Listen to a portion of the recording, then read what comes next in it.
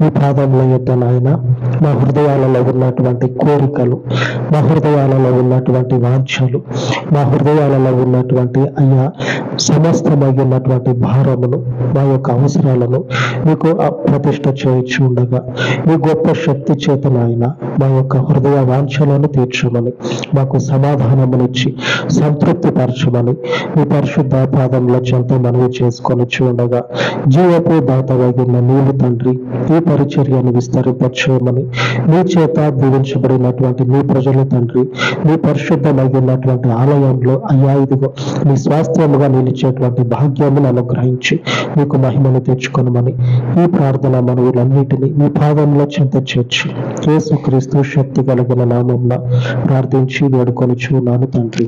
ఆమేన్, ఆమేన్. మన పరిశుద్ధుని కృప మనకు తోడయ్యుండును కాక. ఆమేన్, ఆమేన్.